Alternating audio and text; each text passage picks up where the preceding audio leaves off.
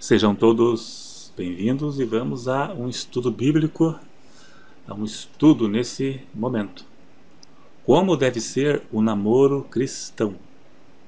Antes, se inscreva caso não seja inscrito, e se você gostar do vídeo, clique em gostei para ajudar a divulgar o vídeo e também o canal.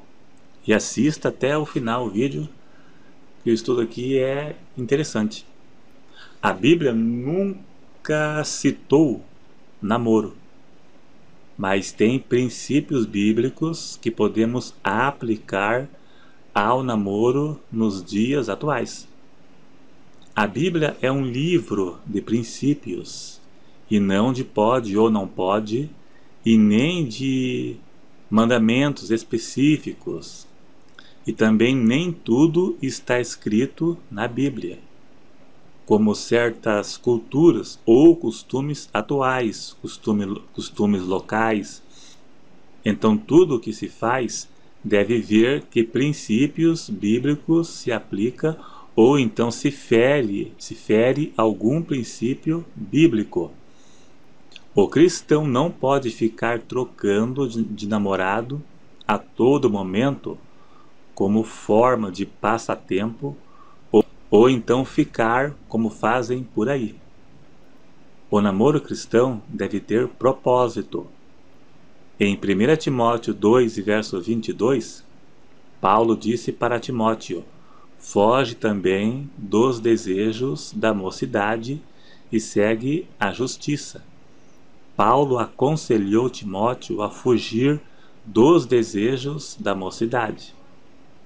Paulo não quis dizer para Timóteo não se casar, mas não ir atrás de relacionamentos sem propósitos, com não cristãos, não dar lado para a carne, ou seja, não ter nenhum envolvimento com mulher, a não ser por amizades ou trabalhos na igreja.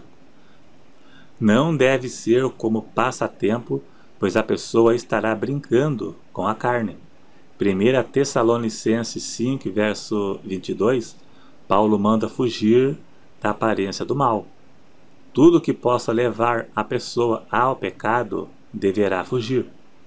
E a carne é a maior inimiga do crente devido à sua natureza. O diabo a Bíblia manda enfrentar, pois são coisas espirituais que se combate espiritualmente. E a carne a Bíblia manda fugir, pois todos temos a natureza carnal. Salmo 51, verso 5, Davi disse: em iniquidade eu fui formado, e em pecado me concebeu a minha mãe. O ser humano nasce com a natureza do pecado e uma propensão natural às tentações. Romanos 7, verso 18, Paulo disse: porque bem sei que em mim, isto é, na minha carne, não habita bem algum. Na nossa natureza carnal não habita nenhum bem. O ser humano herdou a natureza de Adão, a natureza do pecado, e vai andar com ela por toda a sua vida. O desejo sexual faz parte da natureza humana. Se não fugir, cai. Se for atrás, cai. Se namorar com descrente ou um crente carnal, também cai. É algo que deve fugir. Quando não se pode fugir, deve enfrentar no sentido de resistir, como negar namoro com incrédulos e com crentes de mau testemunho, daqueles que só têm o título de crente, né, mas de convertido não tem nada, que é o que mais tem por aí. O namoro cristão deve ter propósito e deve ser com crente que tenha testemunho.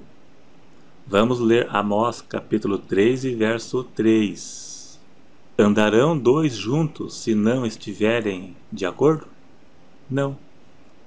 O verso diz tudo. Não tem como dois andarem juntos se não estiverem de acordo. Não tem como um ir para um lado e o outro para o outro. Em 2 Coríntios 6,14 tem a passagem que todos conhecem, a do jugo desigual. Se o casal estiver junto, deverá ter consentimento mútuo, pensar igual. E também na vida espiritual é a mesma coisa, em todos os sentidos. Vamos ao exemplo. Não tem como um ir para cada lado. Veja que o jugo é o mesmo que canga. Isso é para não ir um para cada lado, conforme você vê na imagem. Um animal não pode ir um para cada lado, porque estão presos no jugo.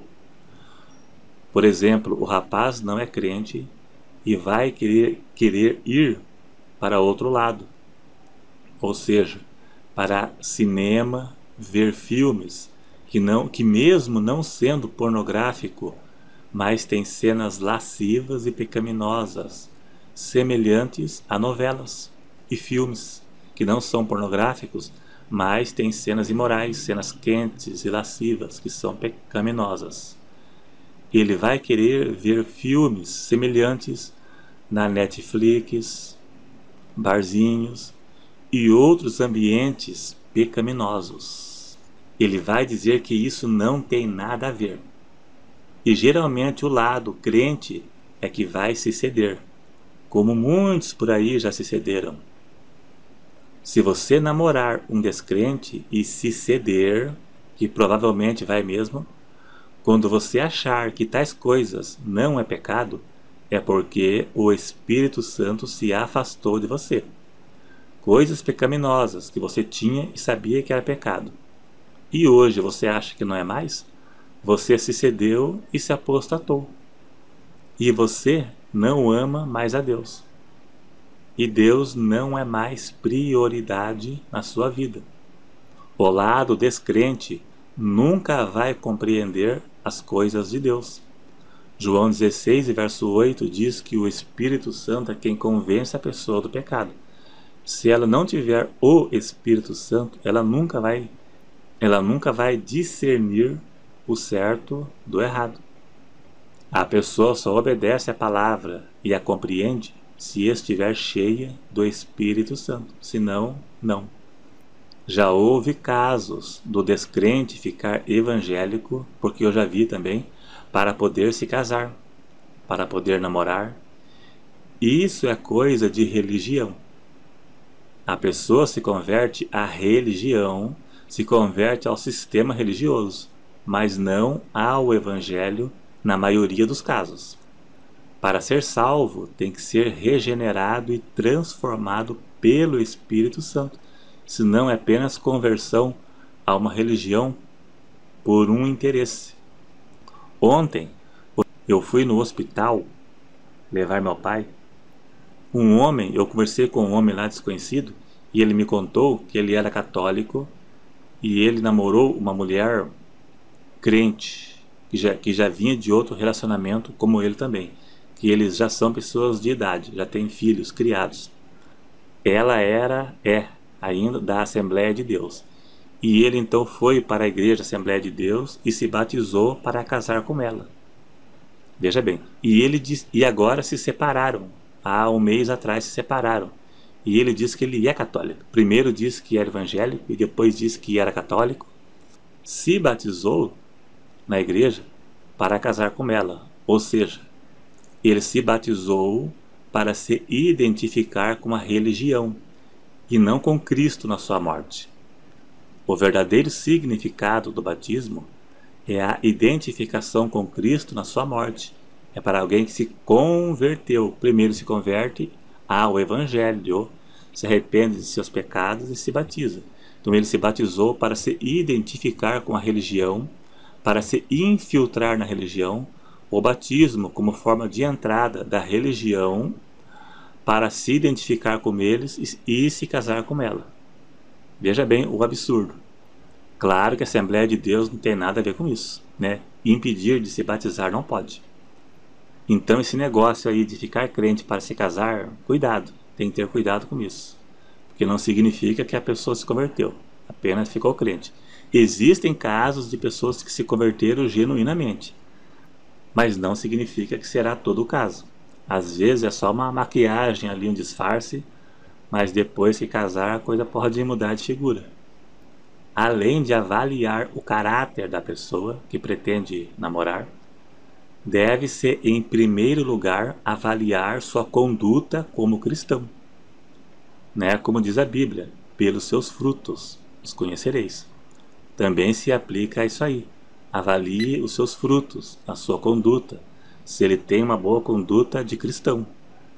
Se ele não for um cristão autêntico, poderá ter problemas. Até poderá ser um homem trabalhador, um homem honesto, um bom marido, um bom pai, mas pelo fato dele viver na carne, irá fazer as coisas da carne. E algumas coisas você terá que participar e pecar.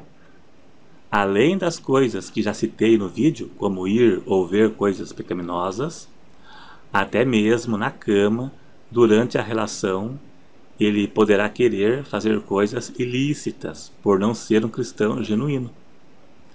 Uma mulher me escreveu aqui no canal essa semana aqui nos comentários. Ela escreveu que acabou com o casamento dela, pois o marido dela traiu ela porque não era cristão e queria fazer coisas na cama que ela, como cristã, era contra. Relações ilícitas, coisas que ela era contra e tinha como pecado. Ela nem falou o que, mas já é de se imaginar. E ele traiu ela e foi embora com outra, coisa mais ou menos assim. Então terá problemas de uma forma ou de outra, com um não cristão ou não cristão genuíno, um falso cristão, que é o que mais tem, que não tem uma conversão genuína. No caso da mulher, o homem poderá ser um bom marido, um trabalhador, honesto, um bom pai, né? Mas ele vai querer viver práticas pecaminosas porque ele é um homem carnal. E se você se envolver, você peca. E se você não se envolver, vai ter problemas no casamento. É o jugo desigual. É Amós 3 e verso 3. Andarão dois juntos se não estiverem de acordo? Então a pessoa antes deverá avaliar. Se ver que não é um bom cristão, nem começar o namoro. Se não for cristão, deverá negar e nem começar.